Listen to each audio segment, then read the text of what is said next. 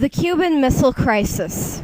The Cuban Missile Crisis happened during October 1962, and it lasted 13 days. The crisis happened at the height of the Cold War. We've been engaged in the Cold War with the Soviet Union since 1945. We had bases in countries near Soviet territories. The Bay of Pigs invasion in April 1961 was to overthrow Castro. We launched a blockade of Cuba. We made Soviets remove missiles from the island. MAD, mutually assured destruction, was established. The Moscow-Washington hotline was created during the crisis. We were in an agreement with the Soviets to pull our nuclear weapons out of Turkey. Our U-2 Lockheed reconnaissance aircraft over Cuban soil was shot down by a Soviet missile. We quarantined, aka blockaded, Cuba upon discovery of Soviet missiles being set up. The Bay of Pigs was the first thing that Kennedy felt that he had lost. John F. Kennedy and Khrushchev had a hostile summit meeting in Vienna, Austria, both resorting to brinksmanship 2 months after the Bay of Pigs. John F. Kennedy and advisors dreaded the possibility that Cuba would become a Soviet base. John F. Kennedy campaigned about that possibility in his election speeches. White House didn't expect Khrushchev to install nuclear missiles in Cuba because the Soviets never placed missiles outside their own territory. Photos of the missiles were discovered from the U-2 aircraft. XCOM, National Security, knew that USSR could destroy cities with intercontinental missiles and missile-carrying submarines. Quote, I don't believe it's primarily a military problem. It's primarily a domestic problem. Robert McNamara. Letting the USSR use Cuba as a base was appeasement. Quote, it was a politically unacceptable move. We could not allow this hemisphere to become a base for Soviet offensive forces. Robert McNamara. The U.S. was more concerned about the political consequences. Cuba was a communist country. The U.S. granted Cuba independence. The U.S. was politically involved with the Cuban resistance. Carlos Manuel de Cespedes was fully supported by the U.S. Fulgencio Batista and student revolutionaries started the Cuban Revolution. The Platt Amendment Treaty was removed in 1934. Grau San Martin defeated Fulgencio Batista in 1944. San Martin was replaced by Carlos Priol Solcaras. Fidel Castro led the Cuban Revolution. Castro led the rebellion against Batista in 1953. Castro and his brother were put in jail. Batista abandoned Cuba on New Year's Day 1959. Castro was in charge of Cuba in 1959. Castro capitalized on Cuban resentment of American interference. Cuba turned to the Soviet Union for support. Castro appeared confident in Cuba. Havana breaks off all ties with the U.S. The U.S. is Cuba's imperialist archenemy across the ocean. Quote, socialism or death. Children are taught about the Cuban Revolution. The Castro family and the Cuban people, quote, are not afraid of anything or anybody. Cuba is a, quote, communist island in a sea of American power. During the Bay of Pigs, the U.S. tried to overthrow Fidel Castro. Soviet missiles would politically tarnish the Cuban Revolution. Quote, that had a high political cost. The USSR provided Cuba with economic aid, political support, and military assistance. The USSR set up nuclear missiles with Cuba in secret. Cuba provided leverage against the U.S. Soviets shot down U-2 Lockheed reconnaissance aircraft over Cuban soil with their missile.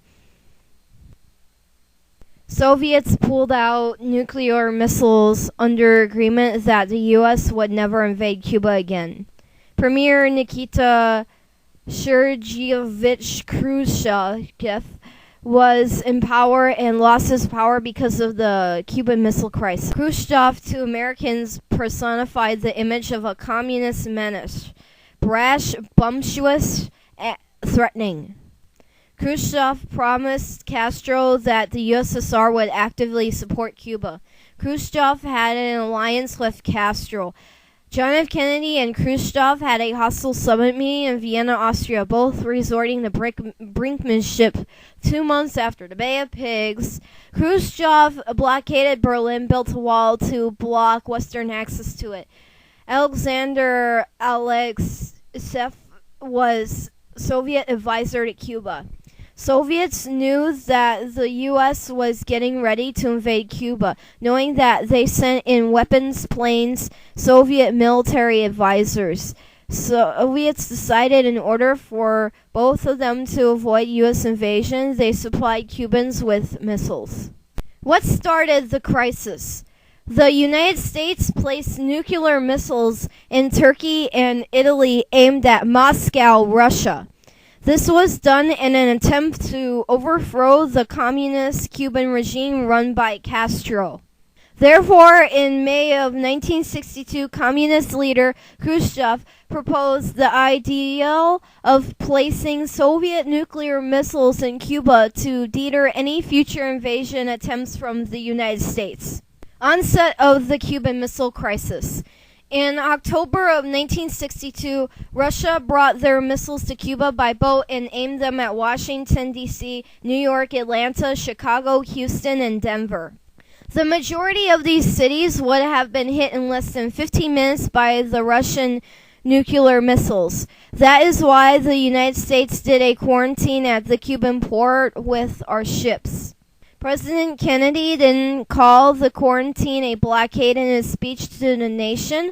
Otherwise, it would have been considered an act of war.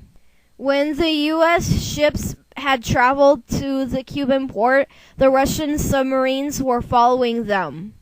October 15th, 1962. The U-2 reconnaissance aircraft discovers the missiles in Cuba. Air Force pilot Richard Heiser flies a spy plane over Cuba and took photos of Russian medium-range missiles. Soviet leader Nikita Khrushchev has asked Cuban Premier Fidel Castro if he could put them there in May, and evidently he did put them there.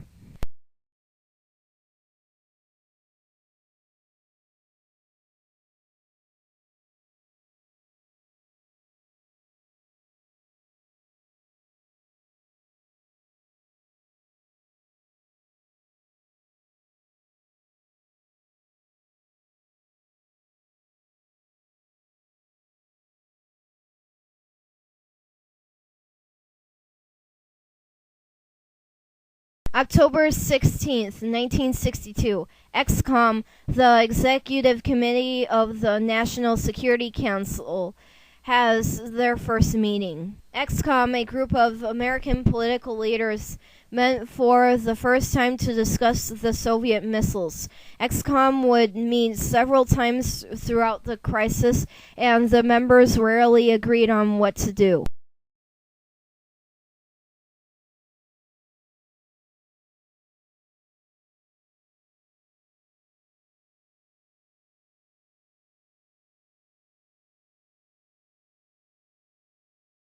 October 18th, 1962. Robert Kennedy met with Soviet Foreign Minister Andrei Gromyko. Attorney General Robert Kennedy keeps a previously scheduled meeting with the Soviet Foreign Minister Gromyko, but does not mention the missiles. Gromyko tells Kennedy that the only help the Soviet Union is giving to Cuba is assistance growing crops and missiles that are only for defense. This was a secret meeting. October 19th, 1962. XCOM suggests quarantining Cuba. XCOM meets and discusses sending U.S. ships to Cuba to prevent Soviet ships from reaching the island. They are careful to call it a quarantine because a blockade is an act of war. October 20th, 1962. Robert Kennedy gives XCOM's recommendation to the president. After meeting all day the previous day, Robert Kennedy tells the president that XCOM recommends a quarantine. President Kennedy was in Chicago but lies about having a cold so that he can return to Washington to deal with the crisis. October 21, 1962. Ted Sorensen writes one of the most important speeches President Kennedy will ever give. Attorney and advisor to the president, Ted Sorensen, writes the speech that Kennedy will give to the nation, informing Americans that the Soviets have missiles in Cuba that are pointed at the U.S. Will be an important movement in American history and one of the most frightening speeches as a president ever gives. October 22, 1962. President Kennedy gives a televised speech to the nation.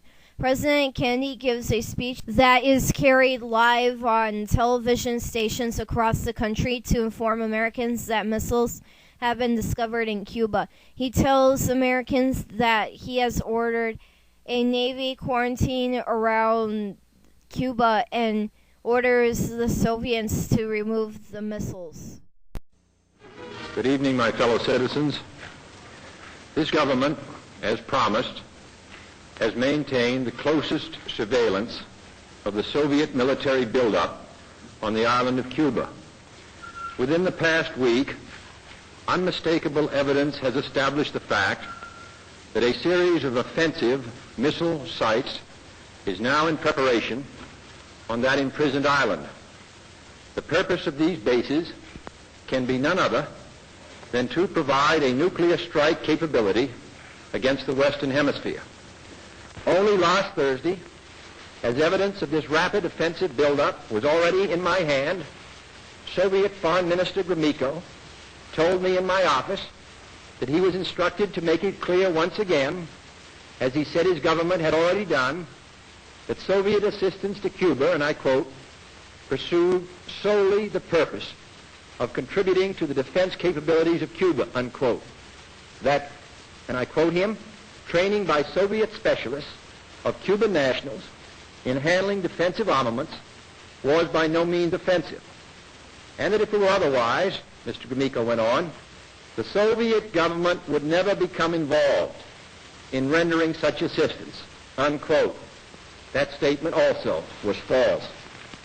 Acting, therefore, in the defense of our own security and of the entire Western Hemisphere, and under the authority entrusted to me by the Constitution, as endorsed by the resolution of the Congress, I have directed that the following initial steps be taken immediately. To halt this offensive buildup, a strict quarantine on all offensive military equipment under shipment to Cuba is being initiated.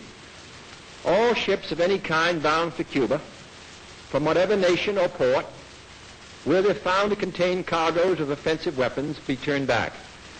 It shall be the policy of this nation to regard any nuclear missile launched from Cuba against any nation in the Western Hemisphere as an attack by the Soviet Union on the United States, requiring a full retaliatory response upon the Soviet Union. I call upon Chairman Khrushchev to halt and eliminate this clandestine, reckless, and provocative threat to world peace and to stable relations between our two nations. I call upon him further to abandon this course of world domination and to join in an historic effort to end the perilous arms race and to transform the history of man. Our goal is not the victory of might, but the vindication of right. Not peace at the expense of freedom, but both peace and freedom here in this hemisphere. and we hope around the world. God willing, that goal will be achieved. October 23rd, 1962. Soviet ships on their way to Cuba are stopped. Khrushchev orders Soviet ships on their way to Cuba to stop in the Atlantic about 750 miles away. This prevents a confrontation with the U.S. ships that are around Cuba, although Soviet submarines trailed behind the U.S. ships as they moved into place. October 24th, 1962. Khrushchev refuses to remove the missiles from Cuba, saying that the U.S. will not intimidate the Soviets. Khrushchev refuses to remove the missiles from Cuba. He also accuses Kennedy of putting the world at risk of a nuclear war by ordering the quarantine. October 25th, 1962. Kennedy orders increased flights over Cuba, making no progress with his communications with Khrushchev. President Kennedy orders flights over Cuba to be increased from once to twice per day. Pilots also prepare to begin night flights as the U.S. monitors the Cuban missiles. October 26, 1962. The U.S. begins discussions about invading Cuba. Concerned that the Soviets may not remove the missiles from Cuba, ExCom begins to discuss plans to invade Cuba to take control of the missiles. Doing this would most likely result in war. October 27th, 1962. An American pilot flies off course into Soviet airspace. Charles Maltby, an American pilot, gets lost flying a mission to Alaska and ends up in Soviet airspace. An American jet rescues him and leads him back to the U.S. before the Soviets can shoot his plane down. October 28th, 1962. President Kennedy agrees not to invade Cuba. After Khrushchev says that he will remove the missiles from Cuba if Kennedy promises not to invade Cuba, Kennedy agrees to the proposal. He also secretly agrees to remove U.S. missiles from Turkey. The world goes to bed that night waiting to see if Khrushchev will accept the arrangement and bring the crisis to an end. October 28, 1962. Khrushchev agrees to remove the missiles. Khrushchev gives a speech on Radio Moscow and says that he has agreed to Kennedy's arrangement. The missiles will be removed, Cuba will not be invaded, and the crisis comes to an end. Cuban Missile Crisis Timeline provided courtesy of www.softschools.com. The Cuban Missile Crisis was triggered by a series of miscalculations and mistakes that brought the USSR and the U.S. at the brink of mutual annihilation. The U.S. and the USSR were as different as possible when it came to their political and economic cultures, and we fought opposite sides during a war, like the Korean War, for example. The Cuban Missile Crisis happens 52 years ago today. The Cuban Missile Crisis is the closest we've ever came to having a nuclear war. The Cuban Missile Crisis scared the White House. The world has changed dramatically since the 1962 Cuban Missile Crisis.